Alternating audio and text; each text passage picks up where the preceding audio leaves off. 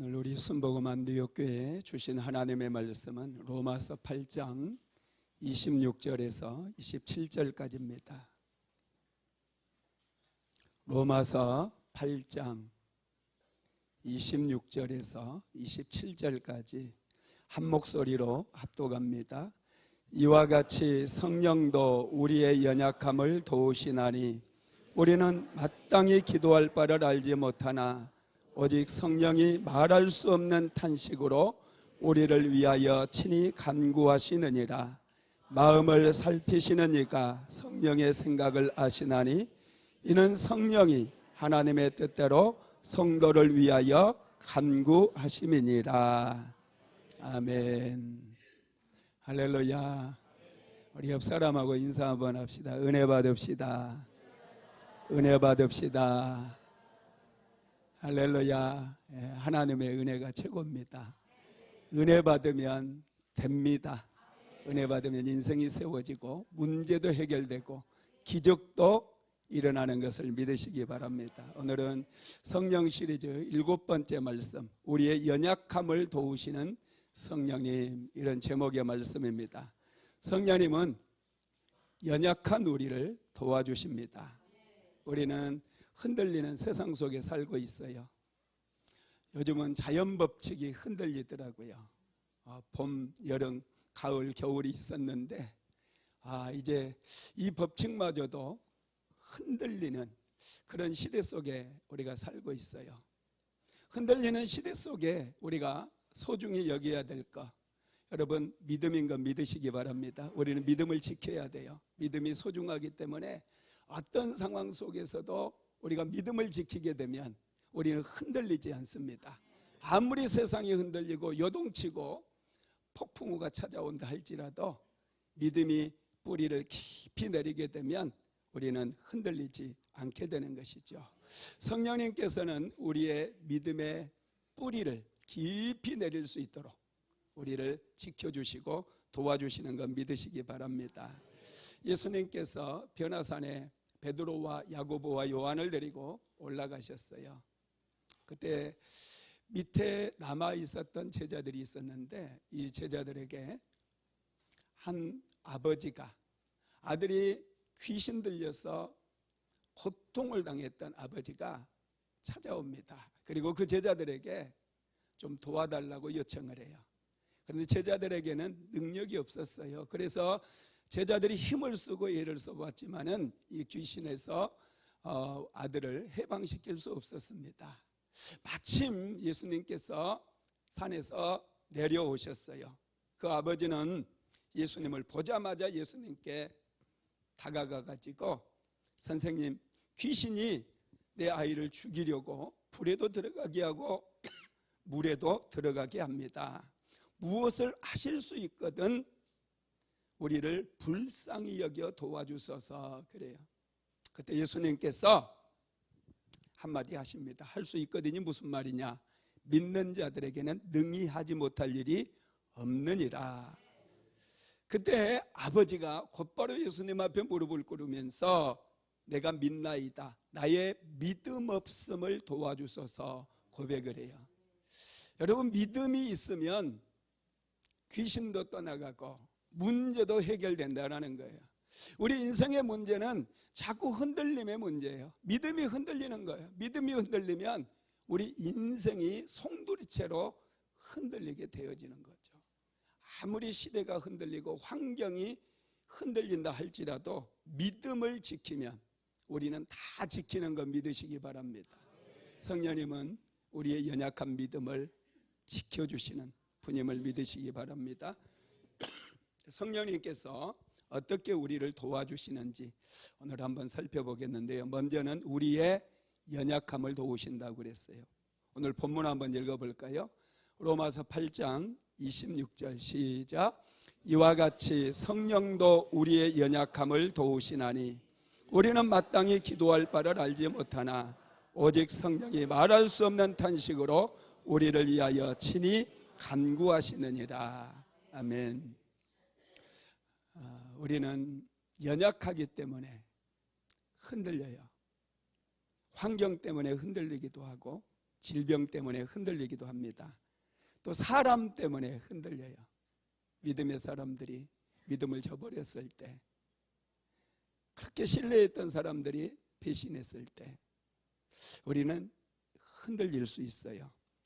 그런데 성령님은 우리의 연약함을 아시고 우리를 도와주시는 거예요.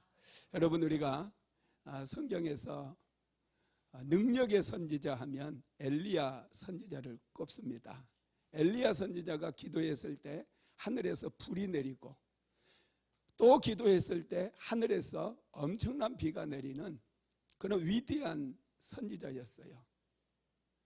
이스라엘 백성들이 하나님을 떠나고 바알이 이스라엘의 하나님이라고 생각하고 그 바알을 믿었을 때 엘리야 선지자는 아방을 찾아가서 능력 대결을 신청을 합니다. 바알 선지자 450명, 아세라 선지자 400명, 도합 850명을 갈멜산으로 불러 모으래요. 그리고 바알이 이스라엘의 하나님인지 여호와가 이스라엘의 하나님인지 한번 테스트하자는 거예요. 모든 백성들도 갈멜산으로 불러 모읍니다. 그리고 각기 제단을 쌓고 자기가 섬기는 신의 이름을 불러서 하늘에서 불이 내리게 해서 제단을 태우면 그분이야말로 이스라엘의 하나님이다. 모든 백성들이 믿게 하자는 거예요. 당시 이스라엘 백성들은 아방의 치세 속에서 그들의 믿음이 심각하게 흔들리고 있는 그런 상황이었습니다. 많은 사람들이 바알이 이스라엘 백성들을 애굽의 종살이에서 해방시켰다고 믿었던 그런 시대였다는 거예요. 드디어 능력 대결이 펼쳐지는 거예요. 850명의 바알과 아세라 선지자들이 먼저 그들의 신의 이름을 부릅니다. 제단을 만들고 그 제단 위에 황소 한 마리 각을 떠서 올려놓고 바알이여 불을 내리소서, 아세라여 불을 내리소서, 간절히 그들이 기도하고 할 수 있는 모든 힘을 동원해서 불을 내려달라고 외쳤어요. 그러나 하늘에서 불이 내리지 않습니다. 아침부터 저녁 때까지 그렇게 소리를 질러대고 또 온몸에 피를 흘리면서까지 간절하게 그들이 섬겼던 신을 불렀지만 불이 내리지 않아요.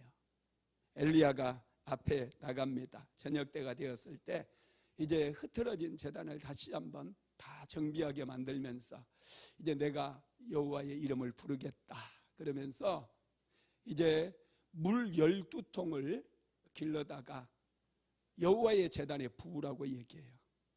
여러분, 물을 부어버리면 불이 내리더라도 잘 붙지 않을 거 아니에요. 그런데 엘리야는 얼마나 자신만만했던지 물 12통을 제단 위에 부어버리라고 그래서 물이 그냥 도랑에 가득하게 채워지는 그런 상황이에요. 엘리야는 하나님 앞에 나아가서 이제 하나님의 이름을 부릅니다. 여호와여 내게 응답하소서, 내게 응답하소서. 이 백성이 주 여호와는 하나님이신 것과 주는 그들의 마음을 되돌이키심을 알게 하옵소서. 한마디 기도해요. 갑자기 하늘에서 강력한 불이 임합니다. 제단을 다 태워버리고 옆에 있는 흙과 돌까지도 물까지 다 태워버리는 엄청난 역사가 일어났어요. 불을 내려달라 이런 기도는 없어요. 여호와여 내게 응답하소서, 내게 응답하소서. 이 백성에게 주 여호와가 하나님인 것을 알게 하옵소서. 기도했을 때 하늘에서 불이 내려서 이 모든 제단을 태워버리고 흙과 돌까지 태워버렸다는 거예요. 엘리야는 모든 백성들에게 여호와가 하나님인 것을 눈으로 보게 했어요. 그래서 백성들이 막 소리를 지르는 거예요. 여호와 그가 하나님이로다, 여호와 그가 하나님이로다. 그들이 막 입술로 고백하기 시작해요. 엘리야 선지자는 백성들에게 명령을 내립니다. 저 거짓 선지자들, 바알과 아세라를 섬기면서 백성들을 미혹게 했던 저자들을 당장 잡아다가 처형하라고 명령을 내리죠. 850명의 이방 선지자들이 그날 다 죽게 됩니다. 이 소식이 이세벨에게, 당시 아방의 부인이었던 이세벨에게 전달되어졌고 이세벨이 엄청나게 분노를 하게 되죠. 이세벨이 엘리야를 향해서 내일 이맘때까지 너를 살려두면 벌이에 벌이 내게 임할 것이라고 그런 고백을 하게 돼요. 반드시 엘리야를 죽이겠다라고 얘기를 합니다. 엘리야는 그 길로 도망을 가기 시작해요. 북왕국 이스라엘에 머물렀던 엘리야가 얼마나 놀랬더니 갈멜산에서부터 이제 남왕국 유다 땅을 지나서 브엘세바, 애굽으로 내려가는 그 과정에 있는 브엘세바까지 내려갑니다. 그리고 그곳에서 하룻길을 더 광야로 걸어가요. 그리고 로뎀나무 아래 쓰러지게 되죠. 엘리야 같은 위대한 선지자도 이세벨이 자신을 죽이겠다고 했을 때 낙심이 찾아오고 그는 로뎀나무 아래에서 엎드려서 여호와여 넉넉하오니 내 생명을 취하소서 이렇게 고백을 해요. 엘리야와 같이 위대한 선지자에게도 낙심이 찾아올 수 있고 연약함 때문에 그런 고백을 할 수도 있다라는 거예요. 여러분 그때 하나님께서는 어떻게 하십니까? 엘리야 너 믿음이 그것밖에 안 되니? 야 하늘에서 내가 불도 내려줬고 비도 내리게 했는데 너 믿음이 그것밖에 안 돼서 너 어디다 어떻게 하려고 그러니 막 이렇게 책망하신 게 아니에요. 하나님께서는 말씀을 안 하셔요. 그리고 천사를 보내서 엘리야를 안마를 해줘요. 엘리야를 주물러주고 만져주고 또 엘리야가 배고플까 봐서 물과 떡을 가져다가 엘리야에게 먹여주십니다. 막 흔들어 깨워서 엘리야야 먹어라. 먹고 나면은 또 어루만져 줘요. 또 깨워서 엘리야로 하여금 음식을 먹게 만들고 쉬게 만들고 그래서 엘리야를 완전히 회복시키는 그런 모습을 볼 수 있다는 것이죠. 성령님은 우리의 연약함을 아시고 항상 우리를 도와주시는 분이라는 것을 믿으시기 바랍니다. 성령님은 어떻게 우리의 연약함을 도와주시느냐 하면 첫 번째는 위로를 통해서 도와주셔요. 우리에게 필요한 것이 위로입니다. 모든 것이 흔들리는 시대 속에서 직장마저도 내가 정말 뼈 빠지게 일을 해서 세웠던 그 직장마저도 때로는 나를 배신할 때가 있어요. 여러분 경기가 어려운 관계로 인해서 자영업자들 중에 어려운 일을 만난 분들이 많이 있거든요. 여러분 위로가 필요한 시대예요. 많은 분들은 그렇게 하면 안 돼. 자꾸 충고를 하려고 그래요. 가르치려고 그래요. 하나도 도움이 안 됩니다. 위로는 우리의 힘든 마음을 만져주는 것이고 공감해 주는 것이고 손을 잡아주는 거예요. 부족하다고 지적하고 충고하고 너 그렇게 하면 안 된다고 자꾸 야단치면 그건 여러분 하나도 도움이 안 된다라는 것입니다. 지금 이 시기는 위로가 필요한 시기예요. 성령님은 위로자이십니다. 우리를 위로해 주시고 우리의 눈물을 씻어주고 닦아주시는 분이십니다. 성령님은 고난 중에 있는 사람들을 위로해 주신다고 그랬어요. 고린도후서 1장 3절에서 4절 같이 읽어봅니다. 시작. 찬송하리로다. 그는 우리 주 예수 그리스도의 하나님이시요 자비의 아버지시요 모든 위로의 하나님이시며 우리의 모든 환난 중에서 우리를 의료하사 우리로 하여금 하나님께 받은 위로로서 모든 환난 중에 있는 자들을 능히 위로하게 하시는 이시로다. 아멘. 고난이 찾아와도 위로가 있으면 견딜 수가 있어요. 하나님께서는 우리를 위로해 주심으로 세상을 위로할 수 있도록 우리에게 은혜를 주신다는 거예요. 충고는 사람을 넘어지게 하고 무너뜨리는 거예요. 아프게 하는 거예요. 그러나 위로는 어떤 고난의 폭풍우가 친다 할지라도 그것을 잘 견뎌낼 수 있는 에너지를 우리에게 공급해 준다라는 것입니다. 또 성령님은요, 두 번째로 돕는 사람을 통해 보내주심으로 우리를 위로해 주셔요. 우리가 고난을 만났을 때 굉장히 어렵죠. 고난의 의미를 잘 모르기 때문에 고난이 힘든 거예요. 그런데 하나님께서는 우리의 삶에 고난을 보내주셔요. 고난을 통해서 우리로 하여금 하나님 의지하는 법을 배우게 만드는 거예요. 우리는 잘 나가면 하나님 의지하지 않아요. 기도하지 않아요. 그런데 고난이 찾아오게 되면 우리는 하나님의 이름을 부르기 시작하고 하나님의 긍휼을 구하게 되는 것이죠. 다윗이 압살롬, 그의 아들 압살롬이 반역을 일으켰을 때 예루살렘 성을 버리고 급하게 도망을 칩니다. 다윗이 예루살렘에 배수진을 치고 그 압살롬의 군대를 막아낼 수 있었겠지만 백성들을 생각했어요. 성을 사수하다 보면 수많은 군대와 수많은 백성들이 피를 흘리게 될 거예요. 그래서 다윗은 예루살렘을 내어주고 급하게 도망을 치게 됩니다.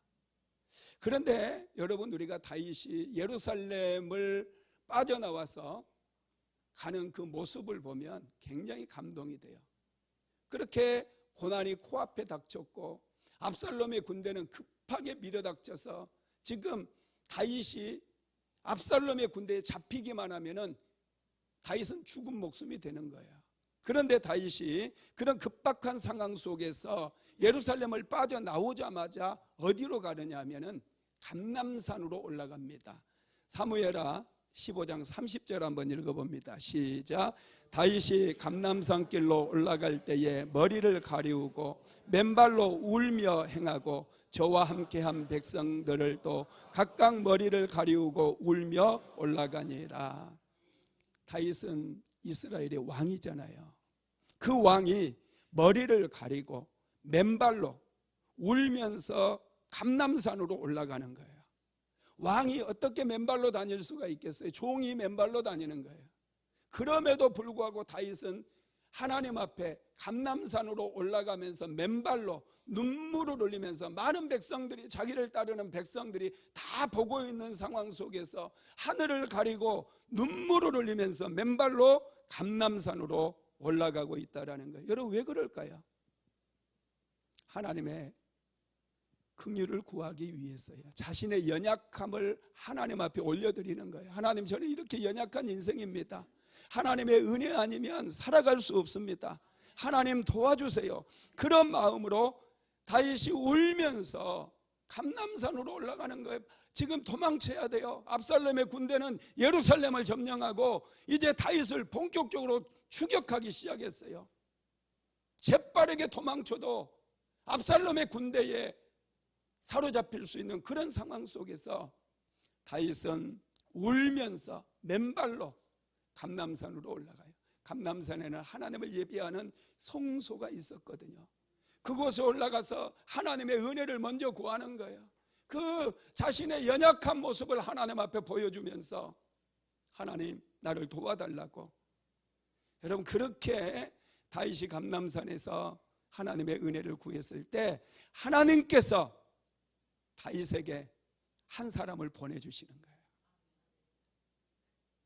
압살롬의 반역을 끝장낼 수 있는 한 사람을 보내주셨어요. 그 사람이 바로 아말렉 사람 후세라고 하는 사람이에요. 사무엘하 15장 32절 한번 읽어봅니다. 시작. 다윗이 하나님을 경배하는 마루턱에 이를 때에 아렉 사람 후세가 옷을 찢고 흙을 머리에 덮어쓰고 다윗을 맞으러 온지라. 후세라고 하는 사람을 보내주셨어요. 그래서 다윗을 돕게 만들었어요. 압살롬에게는 아히도벨이라고 하는 정말 탁월한 책사가 있었습니다. 아히도벨의 지략은 곧 하나님께 받은 것과도 같다라고 성경은 얘기해요. 정말 탁월해요. 머리가 탁월해요. 그가 전략을 세우면은 하나님께서 마치 전략을 주신 것과 동일할 정도로 탁월한 책사입니다. 그 사람이 압살롬의 편에 지금 다윗을 죽이기 위해서 전략을 짜고 있다라는 거예요. 그런 상황 속에서 다윗은 후세를 압살롬의 진영으로 투항하게 만듭니다. 후세는 압살롬 진영에 들어가게 되었고 아히도벨의 계략을 무력화시켜버리는 그런 일을 하는 거예요. 후세가 시간을 벌어줌으로 인해서 다윗은 요단강을 건너가게 되었고 시간을 벌어서 전열을 정비하게 되고 압살롬의 군대를 진압할 수 있는 그런 시간적인 여유를 갖게 되었다는 거예요. 여러분, 우리가 정말로 연약해졌을 때, 그 모습을 하나님 앞에 보여야 돼요. 내가 지금 어려움을 겪고 있어요. 그런데 어렵지 않는 것처럼 막 기도도 하지 않고 외식하는 그런 인생이 아니라 정말 어려움을 만났을 때 하나님 나를 도와주세요. 은혜 아니면 내가 살아갈 수 없어요. 하나님 나에게 은혜를 베풀어 주세요. 성전에 나와서 눈물로 하나님 앞에 기도하라는 거예요. 그럴 때 하나님께서 우리의 기도에 응답해 주심을 믿으시기 바랍니다. 특별히 다윗에게 돕는 사람을 보내신 것처럼 우리에게도 사람을 보내서 도와주시는 것 믿으시기 바랍니다. 세 번째로는요, 연약함을 능력으로 바꾸어 주심으로 위로해 주시는 거예요. 우리의 연약함을 하나님께 맡기면 놀라운 일이 일어나요.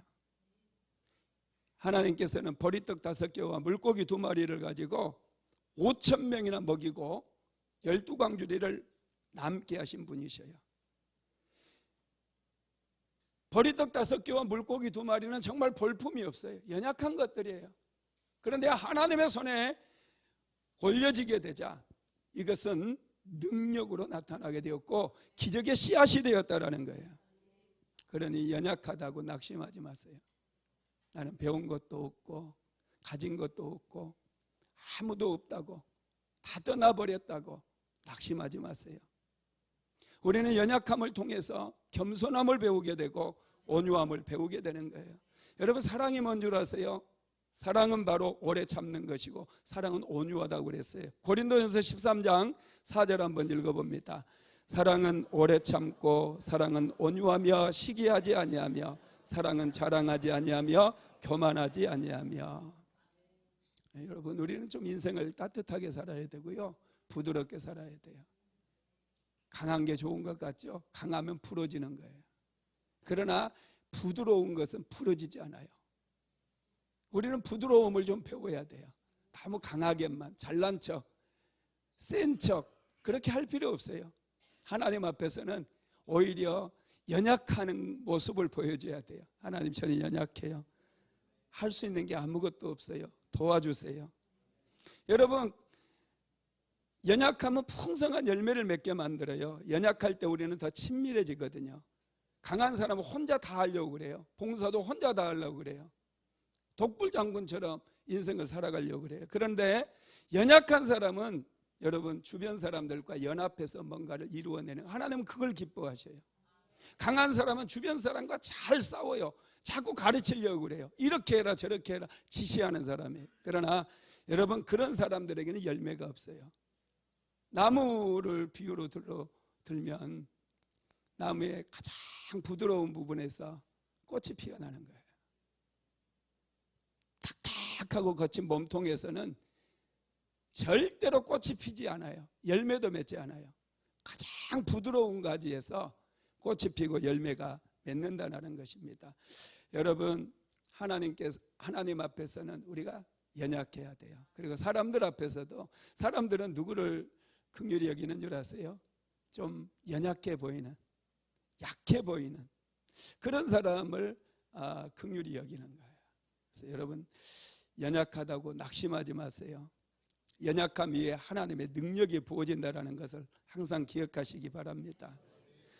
요셉이 노예로 끌려갔을 때 가장 연약했어요. 아무도 요셉을 주목하지 않았어요. 요셉은 형제들에 의해서 노예로 팔려가 버렸어요.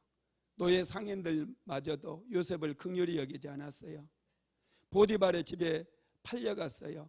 아무도 요셉을 주목하지 않았고 긍휼히 여기지 않았어요. 억울하게 그래서 누명을 쓰고 감옥에 갇혔습니다. 너무나 연약했기 때문에 자신이 누명을 뒤집어 썼다고 하소연할 때도 없었어요. 그냥 당할 수밖에 없었습니다. 너무나 연약해서 나는 누명을 썼다고, 나는 이런 일을 하지 않았다고 누구에게도 하소연조차 할 수 없었다라는 거예요. 여러분, 그렇게 연약함으로 요셉이 감옥까지 들어갔을 때 하나님께서 일하기 시작하는 거예요. 하나님께서 요셉을 연약한 모습을 보시고 하나님께서 도와주시는 거예요. 그래서 요셉에게 지혜를 주시고 꿈을 주셨어요. 그래서 감옥에 갇힌 왕의 신하들의 꿈을 해석해 주기 시작하고 그 꿈이 그대로 이루어지는 거예요. 나중에 바로 왕이 꿈을 꿨을 때 신하가 요셉을 소개하잖아요. 연약했을 때 하나님께서 요셉을 도와주셔서 바로 왕의 꿈을 해석하게 만들고 요셉은 애굽의 국무총리가 된 것입니다. 사도 바울은 우리가 연약할 때 그때 그리스도의 능력이 임한다고 그랬습니다. 고린도후서 12장 9절에서 10절 한번 같이 읽어봅니다. 시작. 나에게 이르시기를 내 은혜가 내게 족하도다. 이는 내 능력이 약한 데서 온전하여 짐이라 하신지라. 그러므로 도리어 크게 기뻐함으로 나의 여러 약한 것들에 대하여 자랑하리니 이는 그리스도의 능력이 내게 머물게 하려 함이라. 그러므로 내가 그리스도를 위하여 약한 것들과 능력과 궁핍과 박해와 권고를 기뻐하노니 이는 내가 약한 그때의 강함이라. 아멘. 연약할 때 강하다는 거예요. 사도 바울은 어떻게 이런 비밀을 알았을까요? 참 놀라운 거예요. 역설을 아는 거예요. 약함이 강함이라는 거예요. 약할 때 하나님의 은혜가 나에게 부어지기 때문에 내가 더 강해질 수 있다라는 것이죠. 두 번째로 성령님은 중보기도를 통해서 우리를 도와주셔요. 자, 로마서 8장 26절에서 27절 오늘 본문 말씀 한번 같이 읽어봅시다. 이와 같이 성령도 우리의 연약함을 도우시나니 우리는 마땅히 기도할 바를 알지 못하나 오직 성령이 말할 수 없는 탄식으로 우리를 위하여 친히 간구하시느니라. 마음을 살피시는 이가 성령의 생각을 아시나니 이는 성령이 하나님의 뜻대로 성도를 위하여 간구하심이니라. 아멘. 성령님은 우리가 기도할 수 없을 만큼 힘들 때에 우리를 위하여 친히 탄식하시며 기도해 주신다는 거예요. 야, 여러분, 기도는 정말 놀라운 거예요. 기도는 신비예요, 신비. 하나님께서 기도를 통해서 연약한 자들의 기도를 통해서 일하시기 때문에 그렇습니다. 기도의 세계는 영의 세계고 신비의 세계예요. 불가능을 가능케 하는 것이 기도라는 거예요. 사람을 변화시키는 것도 기도의 능력이고요, 환경을 변화시키는 것도 기도의 능력이에요.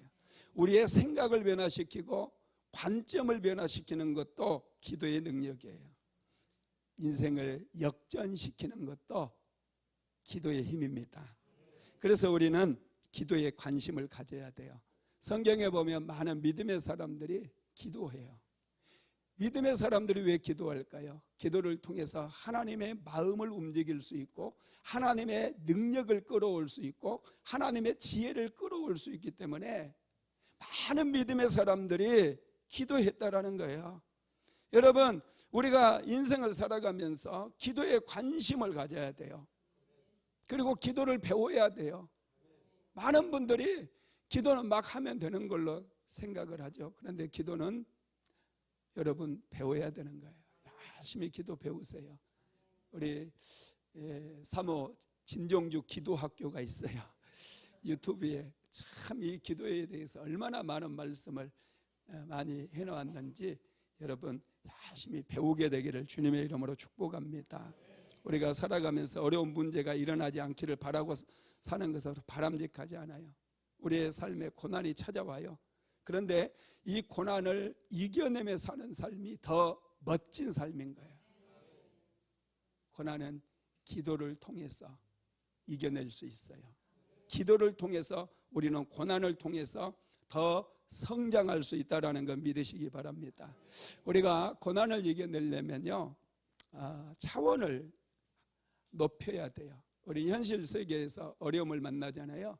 그럼 이 현실 세계에서 이 어려움을 극복하려고 자꾸 찾다 보면 이 두더지 같은 인생을 살게 돼요. 두더지는 땅속 세계밖에 모르거든요. 그래서 자꾸 땅속을 막 뒤집어 파고 그러면서 군뱅이 하나, 지렁이 하나 더 먹으려고 그렇게 막 해주고 다녀요. 뭐 그러다가 인생 끝나는 거예요.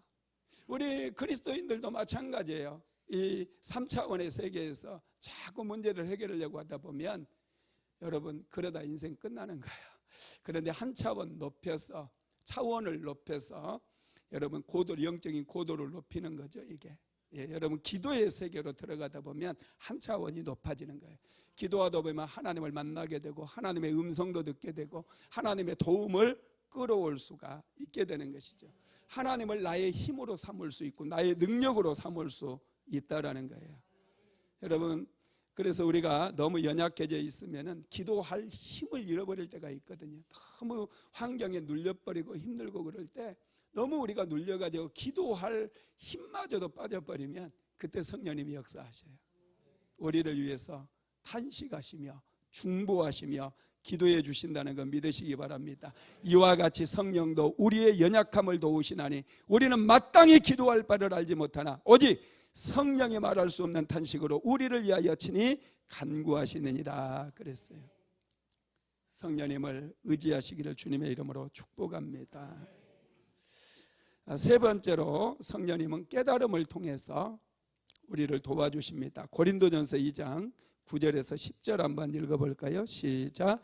기록된 바 하나님이 자기를 사랑하는 자들을 위하여 예비하신 모든 것은 눈으로 보지 못하고 귀로 듣지 못하고 사람의 마음으로 생각하지도 못하였다 함과 같으니라. 오직 하나님이 성령으로 이것을 우리에게 보이셨으니 성령은 모든 것 곧 하나님의 깊은 것까지도 통달하시느니라. 아멘. 성령님은 우리로 하여금 깨닫게 만들어 주셔요. 눈을 열어주시고 귀를 열어주시고 마음을 열어서 깨닫게 해주시는 거예요. 그러면 하나님의 은혜를 깨닫는 것도 참 이게 은혜예요. 은혜를 받아도 깨닫지 못해요. 여러분, 하나님의 은혜에 민감하시기를 주님의 이름으로 축복합니다. 깨닫지 못하면 멸망하는 짐승과 같이 인생이 끝나버리는 거예요. 깨달을 때 기쁨이 찾아와요. 깨달을 때 새로운 돌파구가 만들어져요. 깨달을 때 새로운 문이 열려지고 새로운 길이 열려지는 거예요. 문제에 막혀 있을 때 성령님은 우리에게 깨닫게 하시는 은혜를 내려주시는 거예요. 답답할 때 아무리 노력하고 발버둥 쳐도 길이 안 보일 때 갑자기 성령께서 우리에게 깨달음을 주셔요. 그래서 새로운 반전이 일어나는 거예요. 길이 열려지기 시작해요. 문이 열려지는 것을 보게 된다라는 것이죠. 여러분, 요셉이 이제 감옥에 갇혀 있을 때 바로 왕이 꿈을 꾸잖아요. 아무도 바로 왕의 꿈을 해석해 주지를 못하는 거예요. 그건 바로 왕이 너무 답답해요. 꿈을 꿨는데 이 꿈을 해석해 주지 못하니 그 꿈의 의미를 알지 못하잖아요. 너무 답답했어요. 그런데 갑자기 이제 술 맡은 관원장이 자기 얘기를 하는 거예요. 왕에게 죄를 지어서 감옥에 갇혔을 때 꿈을 꿨는데 너무 답답했다. 그런데 요셉이라고 하는 그곳에 있는 사람이 자기의 꿈을 해석해 줘가지고 자기가 다시 복직이 되었다는 거예요. 바로 왕은 바로 요셉을 불러 올립니다. 그리고 요셉에게 말해요. 너는 꿈을 들으면 잘 푼다고 하더라 그래요. 그때 요셉이 뭐라고 대답하는지 한번 볼까요? 창세기 41장 16절 시작.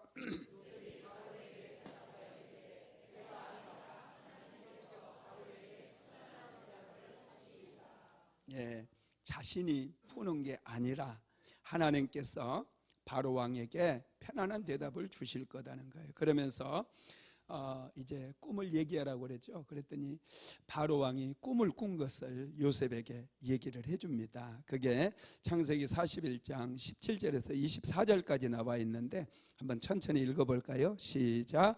바로가 요셉에게 이르되 내가 꿈에 나일 강가에 서서 보니 살찌고 아름다운 7 암소가 나일 강가에 올라와 갈밭에서 뜯어먹고 그 뒤에 또 약하고 심히 흉하고 파리한 7 암소가 올라오니 같이 흉한 것들은 애굽 땅에서 내가 아직 보지 못한 것이라. 그 파리하고 흉한 소가 처음 7 살찐 소를 먹었으나 먹은 듯 하지 아니하고 여전히 흉하더라.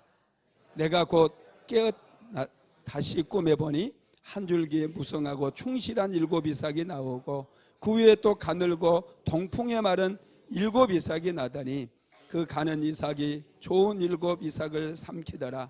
내가 그 꿈을 점술가에게 말하였으나 그것을 내게 풀이해 주는 자가 없느니라.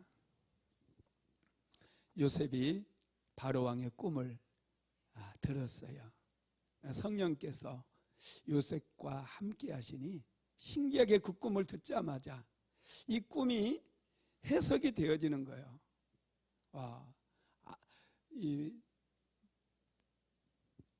송아지, 암소, 살찐 암소 7마리, 7이라고 하는 숫자, 파리한 암송아지, 이 7이라고 하는 숫자, 7 암송아지였잖아요. 그리고 곡식도 충만한 곡식, 파리한 곡식, 이 7이라고 하는 숫자가 반복해서 나오는 거예요. 이 7이라고 하는 숫자는 해를 얘기하는구나, 연수를 얘기하는구나 깨달아지게 돼요. 그리고 충실한 곡식과 충실한 암소는 풍년의 때를 얘기하는구나. 그리고 파리한 암소와 파리한 이 이삭은 흉년을 의미하는구나. 요셉이 바로의 꿈을 듣자마자 이런 깨달음이 오는 거예요. 그래서 정확하게 요셉은 바로왕의 꿈을 해석해 줍니다. 앞으로 7년 동안 큰 풍년이 있을 것이고 그 풍년이 끝나게 되면 지독하게 무서운 흉년이 7년 동안 계속될 것입니다. 2번이나 하나님께서 보여주신 것은 속히 이 일이 이루어지게 되리라는 것을 말씀하는 것입니다. 이렇게 얘기해 주는 거예요. 놀랍지 않습니까? 굉장한 통찰력이에요. 꿈을 들었을 때 바로 이렇게 해석이 될 수 있었죠. 그런데 여러분, 문제는 뭐예요? 안다고 중요한 게 아니잖아요. 그러면 어떻게 이 문제를 해결할 것인가? 이게 중요하거든요. 요셉은 그 꿈을 듣자마자 문제를 해결할 수 있는 해결책까지 생각해내는 거예요. 요셉이 이 문제 해결책으로 2가지를 제시를 하게 되는데, 첫 번째가 탁월한 인재를 등용하래요. 지혜로운 사람을 등용하라는 거예요. 2번째로는 풍년의 때에 5분의 1을 저축하라는 거예요. 그러면 오히려 위기가 기회가 될 수 있다는 거예요. 바로왕은 애굽을 더 경제적으로 크게 성장시킬 수 있다는 거예요. 여러분, 언제나 우리의 삶에는 위기와 기회가 반복해서 여러분 겹쳐서 찾아올 때도 많아요. 위기의 순간이었다고 생각했는데 그게 오히려 역전의 계기가 되고 기회가 되는 일들이 많다는 거예요. 그래서 항상 여러분, 우리는 성령님을 의지해야 돼요. 그럴 때 위기에 대한, 문제에 대한 해석을 하게 되고 탁월한 해결책까지 얻게 된다는 거예요. 여러분, 고난이 찾아오고 문제가 있다고 그게 문제가 아니라 문제에 대한 해결책이 없기 때문에 문제가 되는 거예요. 그러나 우리가 성령님을 의지하게 되면 문제에 대한 해결책을 얻을 수 있기 때문에 이것은 위기가 아니라 기회라는 거예요. 믿게 되기를 바랍니다. 특별히 여러분, 요셉의 지혜 중에 탁월한 인재를 등용하는 것과 또 풍년의 때에 저축하는 것, 요즘 젊은 친구들 버는 대로 다 써버리는 경향들이 많아요. 경제관념이 영 없어요. 여러분, 재정관리는 하나님께서 굉장히 소중하게 여기시는 부분입니다. 그러니 우리 젊은 친구들도 그렇고 또 우리 모든 성도들도 항상 여러분 풍년의 때에 준비하시기 바랍니다. 스카펙은 아직도 가야 할 길이라고 하는 책에서 고난을 먼저 선택하라고 그랬어요. 미래는, 여러분, 즐거움은 나중에 선택하라고 그랬어요. 항상 어려운 시기에 더 저축하고 그러면 미래가 열려지게 되는 거예요. 미래가 더 즐거운 일들, 복된 일들이 많아진다는 것입니다. 풍년의 때의 요셉은 5분의 1을 저축하라고 그렇게 말을 한 것이죠. 요셉이 이렇게 바로왕의 꿈을 해석하고 문제를 해결할 수 있었던 것은 문제에 대한 깨달음이 있었기 때문에 하나님께서 요셉에게 지혜를 주셔서 문제를 정확하게 분석하고 해결책까지 찾아낼 수 있었기 때문에 애굽의 바로왕은 위기를 만났지만 오히려 애굽은 더 국방력도 경제력도 더 성장하는 계기가 될 수가 있었다라는 것입니다. 말씀을 마무리하겠습니다. 하나님께서는 우리에게 성령을 보내주셔서 우리의 연약함을 도와주십니다. 우리는 힘든 시기를 살아가고 있어요. 어른들도 힘들고 아이들도 힘들어요. 요즘 경제인들도 힘들고 정치인들도 힘들고 다 힘이 듭니다. 이런 시대에 우리 그리스도인들은 하나님께 먼저 은혜를 받아야 돼요. 그래서 가는 곳마다 우리는 위로해 줘야 돼요. 아파하는 분들, 힘들어하는 분들, 또 도움이 필요한 분들 우리는 도우면서 위로해 주고 격려해 줘야 된다는 거예요. 그러기 위해서는 우리는 먼저 받아야 돼요. 내게 있는 것을 줄 수 있지 내게 없는 것을 줄 수가 없어요. 자녀들에게도 여러분 많은 재산을 유산으로 물려주고 싶어도 내가 가진 것밖에 물려줄 수 없어요. 그러니 먼저 우리는 받아야 돼요. 하나님께 은혜도 받고 축복도 받고 위로도 받고 많이 받으시기 바랍니다. 받아서 주변에 흘려보내시기를 주님의 이름으로 축복합니다. 지금은 우리 구주 예수 그리스도의 무한하신 은혜와 아버지 하나님의 극진하신 사랑하심과 보혜사 성령 하나님의 감동감화 충만케 하시는 역사가 연약함으로 나아가는 하나님의 모든 권속들 위에 사랑하는 순복음 안디옥교회 모든 성도들 머리머리 위에 가정과 직장과 사업장 위에 이제로부터 영원토록 함께 있을지어다. 아멘.